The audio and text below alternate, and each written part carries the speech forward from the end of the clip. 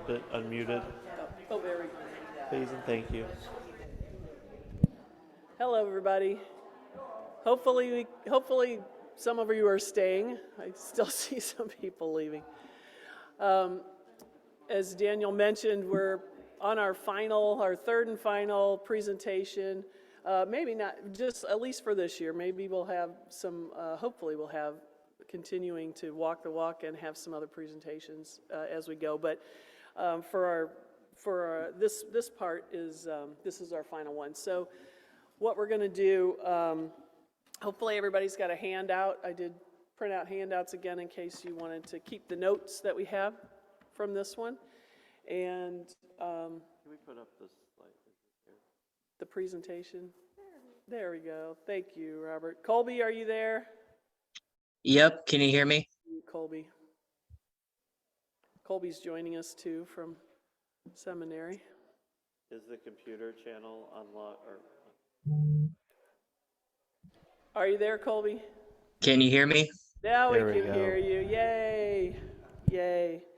Okay, so again, we're talking about, welcoming the LGBTQ community as part of our Matthew 25 goal. And the goals of this course on the next slide. One, we're just going to do a quick recap of the first two classes, if anybody is here that wasn't able to sit in those. And then we're going to discuss about some steps that we can do to walk that path. We can't just talk about it, we actually have to do it. And then what the next steps are for Session to become a more light Presbyterian church. So just to go through the recap, you guys want to? Yeah. So to recap all of the various letters and what their meanings are, we start with lesbian, gay, bisexual, transgender, queer or questioning, intersex, and asexual. And then the plus encompasses many, many more definitions or identities that probably one for every letter of the alphabet at this point. Colby, do you have anything to add for that? Nope, sounds good. Awesome. All right, moving right along. Because that was from session one. We're all pros on that now, right? Just a quick recap on pronouns. Colby, do you want to take that slide? Sure. So we have what are called binary pronouns, which are he, him, and she, her. And then non-binary pronouns, which are they, them, and are neopronouns, meaning new pronouns. So created in the last 10 years, they, zir, and zir, them. We also want to remind you that it's okay to ask for someone's pronouns if you're unsure, and that if you make a mistake using someone's pronoun, just say, I'm sorry, I'm working on it. This is really just to show that person that you respect them and that you're not purposefully trying to cause them harm. Also on dead naming, to remind everybody, dead naming is when you use a name that a trans person has formerly associated with. So usually the name that they were born with. That's a no-no. Please use the names that people are currently using. Great. Moving on to the next slide, the gender unicorn. This is from the second class. So now we're getting into that second class. Yes. Colby, can you help us, remind us let's review the gender unicorn. Sure. So this diagram kind of shows us like where all these different concepts are sort of located. So the rainbow symbol represents gender identity. That's coming from the thoughts of the unicorn. So gender identity is something internal, something that we feel. Gender expression is those green dots going around the unicorn. That's what people can outwardly see. Sex assigned at birth is in the private parts of the unicorn. So that's the anatomy that we are born with, which can be either male, female, or indeterminate or intersex. Physical attraction and emotional attraction is located in the heart. So how we feel physically or emotionally attracted to people, or whether we don't feel those things at all. And then we have emotionally attracted. Wonderful. So when we're talking about being a more light church and we're welcoming LGBTQ people, it means welcoming everybody. Touching on the subject of discrimination, and especially people of color, because it's not just the queer communities, but queer communities of color have historically, sorry, I'm not quite all there verbally, I'm sorry. Can you say that? I'm sorry. Yeah, no. Sorry. Colby, you want to finish up on that slide, that last slide? Yeah, sure. Historically, queer people of color had led movements of liberation, but have been historically left out of those, like from reaping the benefits of those movements. So it's important that we welcome that we remember that all that queer people are very diverse racially, depending on nationality, on basis of religion, in many different categories. And what I was trying to get to there was the word intersectionality. That's what I think we touched on last time, right. where your various identities, everything that makes up who you are as a person, isn't just limited to one thing. Okay. Right. Now we're going to move on to the new stuff. Right. So a lot of almost everything that I have on the coming slides all come from the Morelight Presbyterian website, as well as Queer Theology, and both great websites for not just being, Christian and welcoming to those in the LGBTQIA+ community, but also combating racism and hunger and things. There's a lot of really good resources on those two websites, so I recommend taking this with you and checking them out.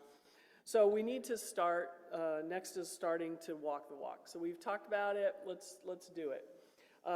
And first it's kind of as individuals. So, we're a congregation, but we're made up of individuals. And so let's take a look at what we can do within ourselves to be more inclusive. So again, we're going back to, we learned their pronouns, now let's honor people and use their pronouns. And again, like Colby said, if you make a mistake, I made thousands of mistakes, trust me, and have had to beg forgiveness every time. So Colby can attest to that.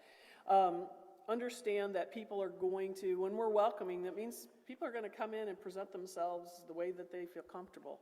And we need to be accepting of it. Accept it and enjoy it, I think is what I would say. You'd think I wouldn't have to say this, but it's not okay to stare. And it happens anyway. I think it's a natural human thing, but if you catch yourself, stop. And it kind of has to be said. And then it is not okay under any circumstance to out someone. And by that, even if they have told you that they're gay or transgender or within that community, they may not have told everybody, and they may not want everybody to know. And so it's not okay to say, oh, this is so-and-so, and they're gay, and we welcome them. Well, that's not really very welcoming to do that, because they need to be able to do that in their own time and to the people that they want to. Did you have? No, I was going to say, I was outed myself, so it's not super fun. Just that you can always ask permission, or you can say, I think it's okay to ask someone if someone has told you that they're trans or they're non-binary, gay, lesbian, etc. I sometimes follow up. Do any other people know, especially because I'm a teacher, I have students coming up to me all the time. We all, as teachers, have to know, do parents know about this, is the family supportive, and so on. And it may not be malicious, it may just be like, oh, here we're welcoming a new trans person in our congregation, like that. They may not be totally comfortable with that right away. So always ask permission. Right. And then, like the last one says, if you do hear someone misuse a pronoun, it's okay. Just calmly say, just so-and-so uses this pronoun, and just move on. Don't dwell on it. But you can't correct people. Colby, you want to talk about any of these items that are physically at the church? We can talk about some things. So for the issue of outing, it's also we should understand that this is a safety issue. Not everyone, especially young people, are safe coming out to family or congregations or the local community, especially in school. There are a lot of bills trying to be passed in places like Tennessee and Florida that would require teachers and adults in children's lives to out them if they are transgender or gay or queer. And that puts those kids in danger. So it's important to realize that this is a very much a safety issue as well. Good point, very good point. So on the next, we're on the next slide. So at church, some of the things that we can do to be more welcoming, we hang the pride flag. We have it on our digital signage, but we don't have the flag itself, so maybe that's something. And these are just ideas. We welcome brainstorming, anything else that you can think of. Better signage that we have a gender-neutral bathroom. We actually have a bathroom in the choir room is a single bathroom. There is a sign there, but it's in the choir room. So someone coming in the narthex or even in the fellowship hall have no idea that we have a gender-neutral bathroom. So better signage around the entry points, I think, might be something. You want to talk about social media? So social media, we can add the More Light logo. So if you go to the More Light website, they have all kinds of branding that you can attach to your various social media networks. That we welcome diverse families, families with gender diverse children, that people can dress however they're comfortable. These are just things that we can either add to our website or if we make a post. I know we've missed National Coming Out Day for this year, but there are other, I have a whole, if anyone's interested, I have a whole LGBTQ timeline I get them for the school year. So really important dates or awareness months that are just good to remember. So we can promote that while also saying, hey, we're a More Light church, please come and join us. Make sure we don't use only male pronouns or binary pronouns in our articles. I like to default to they, them, just in general. I think it's much more inclusive. And then if we're welcoming of trans people, how will people know unless we tell them? Yeah, how do they know unless we actually make it known? So everybody's welcome here. okay. And then, so items for visitors coming to the church, just, working with some greetings that are just non-gendered so that we don't unconsciously use hurtful greetings to people. And, we can work with hosts or whomever, making sure that we don't assume based on what someone looks like, what a pronoun might be, or, basic, are there mannerisms or things like that. Let people use the bathroom that they're going to be comfortable using the bathroom. Don't point them necessarily, say the bathrooms are down the hall and we have a gender-neutral bathroom. That would be nice enough just to let them know all of it, and that's up to them. And then provide them the opportunity to give you their pronoun, either if we do start using name tags, and again, these are ideas, and we haven't used name tags in a while, so, I don't know if that's something that we want to try again or not, but offering them, I even bought some of the stickers that we could use on name tags if we do, and say, here's pronoun stickers, pick what you need, and they could put that on their name tag. Colby, do you have anything else on this one? I believe that there's Trans Day of Remembrance on November 20th. That's a Sunday, I believe. That's the only day I can think of that's upcoming. I know that we missed Coming Out Day. That was back in October, I believe.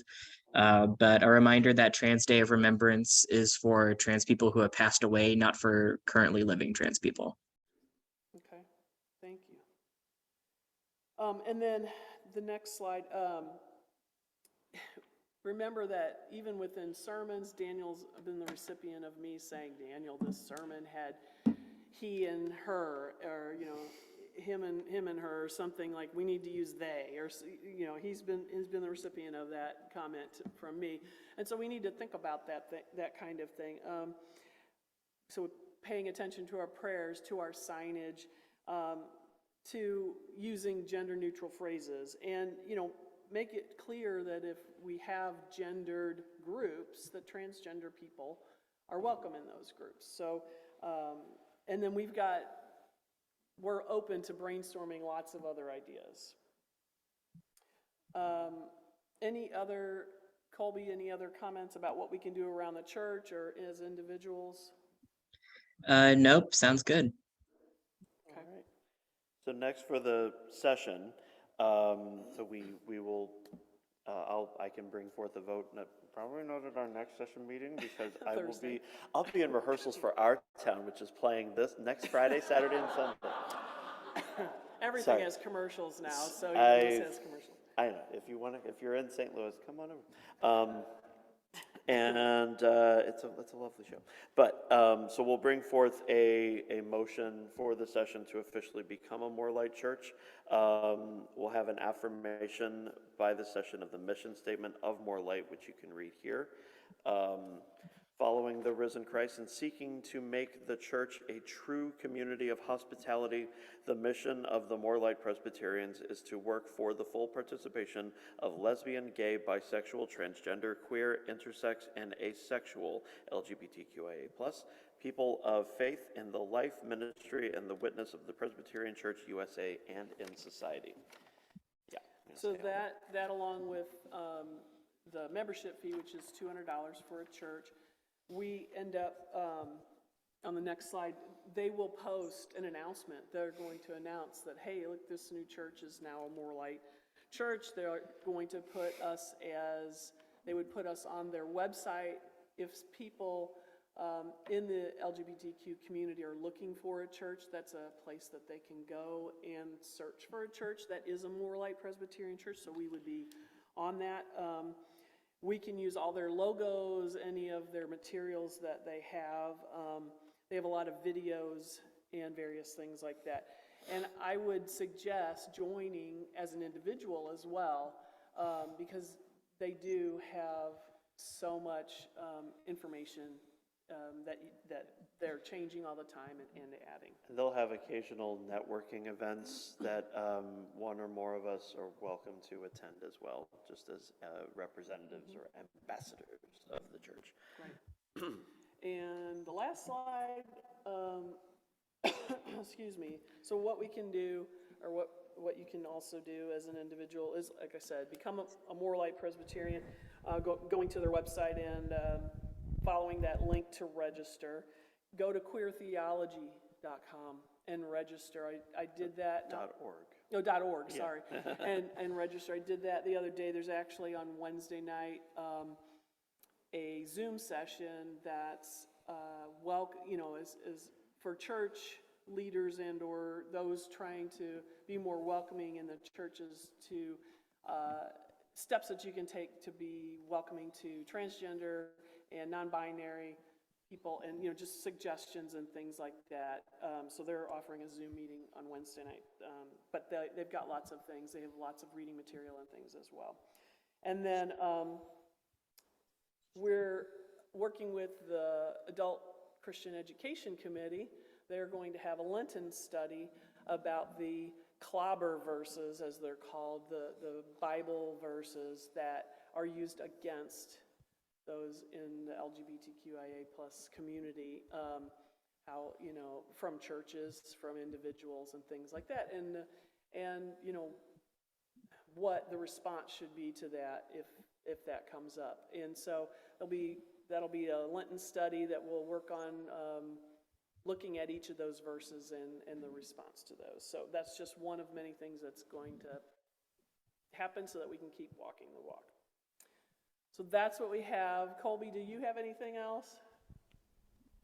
No, sounds good. Okay. Thank you all very much for coming. Does anybody have any questions? Question period, yeah. Yeah. All right, thank you. You want to take this around? We'll take questions if anyone has questions. Daniel is our opener for today. I will be the roamer. Or comments. So Julie first, and then we'll go to John.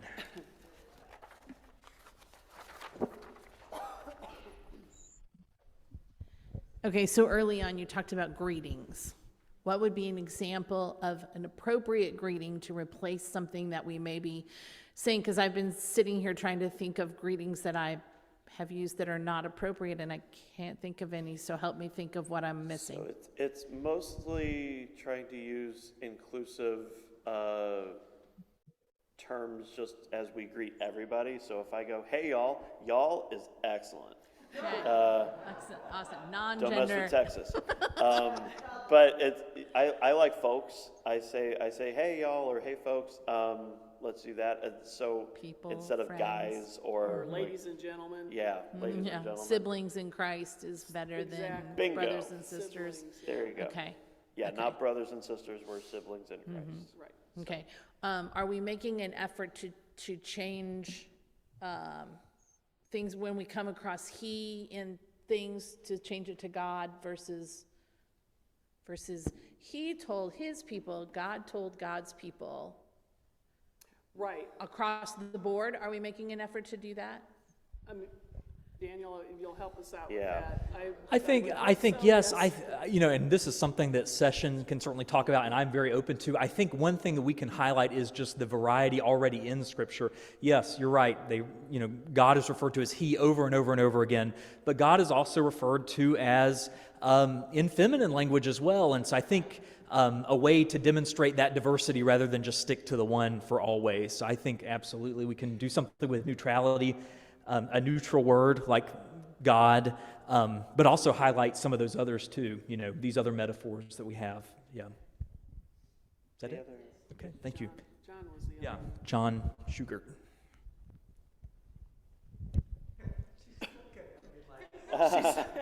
Linda, Gonna say now? No, no, I just wanted to make sure, and I'm embarrassed if this is there and I don't know. But all these slides and all this information, is it on the website? Or can it be It is not on? on our website. Can it be on the website? Yes, it's all digital, so it Yeah. can't. Because that way, I'm really slow and I don't get things the first time. So anyway, to have it on there, I could go and look and find those websites and go from there. Yep, absolutely. Yeah, all the Presbyterian, yes. Yes, thank you. and there is a copy of the slides if you were able to get a copy. There's some in the back on your way out, but we can definitely get these online. Absolutely. We've got them all. I see Karen Gunter. Is there a symbol or a logo or something that we could put on our doors or windows or on our bulletin or anything for more light? Yes, Yeah. if you go back to the second slide, Robert, I think I did put the more light. Yeah, we did have the logo. There it There's is. the logo, that's one of them, but there is just the cup with the circle is Yeah. part of a logo too, and there's various, but yes, we can use that now anywhere we would like. Yeah. On our website, and they do have things you can buy to put stickers or whatever on the doors. And then in terms of we mentioned the pride flag, I'm in favor of, I think we didn't review this week, but in the first week, Colby took us through a lovely comprehensive history. The Progress Pride flag, which Progress is right flag. here. So it's not just the regular rainbows, it has been updated to include trans communities and queer communities of color. So it's even more inclusive now. Right. So I'm in favor of getting this particular flag that we could put up. Sure, Alice. She always has to start. So I'm just a little confused. You said we could use the More Light Presbyterian logo now. I thought we had to vote with the session to Once- become, Yes, Yes. assuming the session Okay. approves it, correct. okay. I know it's coming up, I It's but, don't- Thursday, yeah. so Yeah. I'm hoping on Thursday that, yeah. Okay. I don't foresee any objections. There might be some Probably wouldn't have discussion. gone down that path, this Yeah. path at all, if there was Yeah. gonna be, Julie's.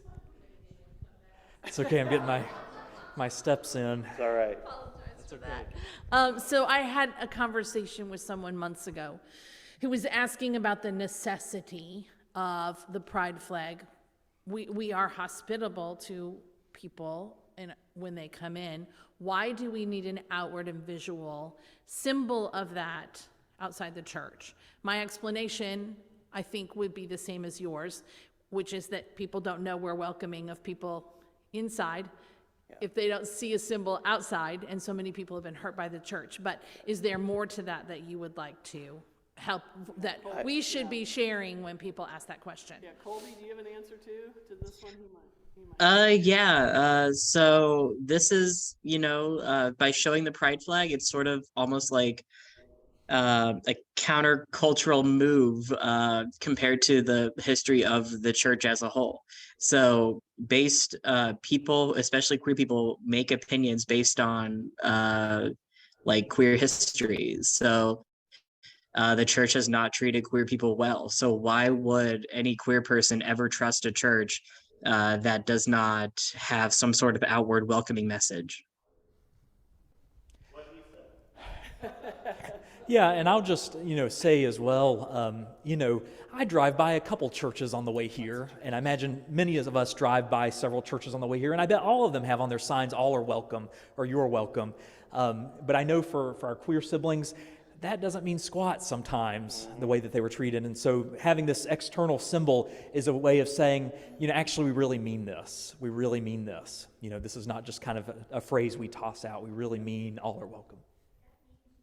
That means you, says Alice. Okay, Tacoma.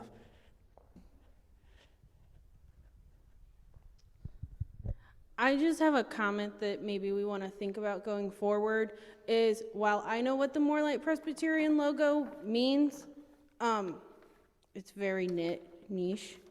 So we might want to go more towards the flag than the More Light logo because it's a more universal symbol. I think we do both. I think we do it all. Put it up. Put it all up. I think that was the intention, is not only can we put officially that we're a More Light church, but that coupled with the pride flag, that's a more recognizable symbol. But yeah, but then the other Presbyterians are like, oh, hey, look at them. Anybody else? Can I get in there? Oh, yes, we have people on Zoom. Yeah.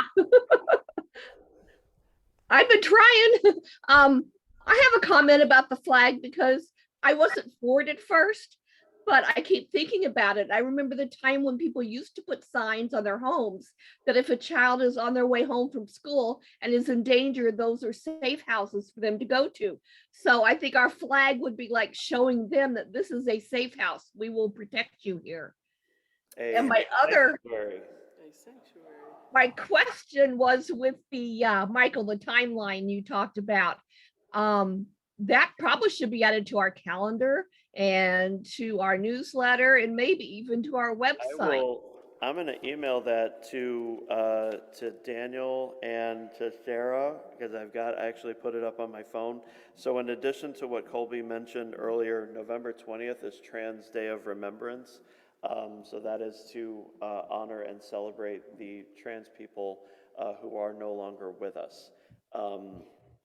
And then on December 1st, we have a World AIDS Day, but there's plenty of other holidays like Pansexual and Panromantic Pride Day, International Day of Persons with Disabilities, Human Rights Day on December 10th. All of these affect queer communities.